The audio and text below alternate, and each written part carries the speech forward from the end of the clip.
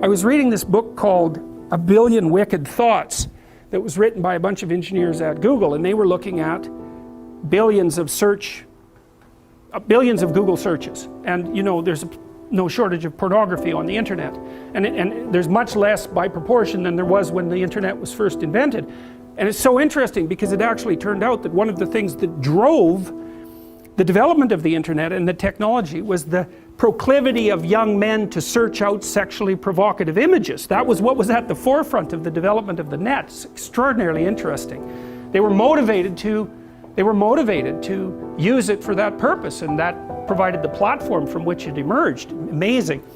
Anyways, the Google engineers looked at pornographic search processes and then segregated male searches from female searches, and what they found was that the males searched out images. Surprise, surprise, no one considers that, you know, particularly interesting, but the females searched out literary representations of pornography. It was written.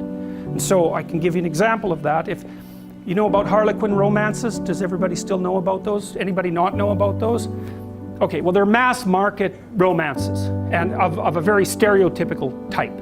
And the original ones were pretty harmless in terms of no violence and no real sexual content.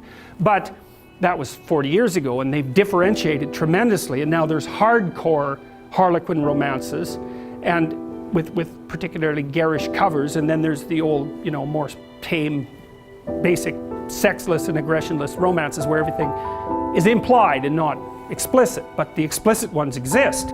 So they did a plot analysis of the typical pornographic female fantasy. Well, and it's so comical because engineers did this, and social scientists would never do this because they'd be probably too concerned about the ethics of it or some damn thing.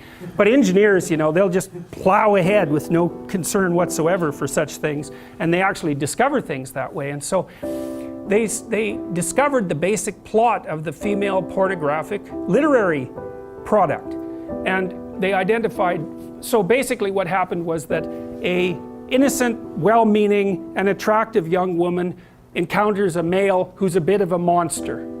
And the monster, there's 5 types of classic male monster. For all you males who want to know, this is what you can become. Vampire, that's a good one. Werewolf, billionaire, pirate, and surgeon.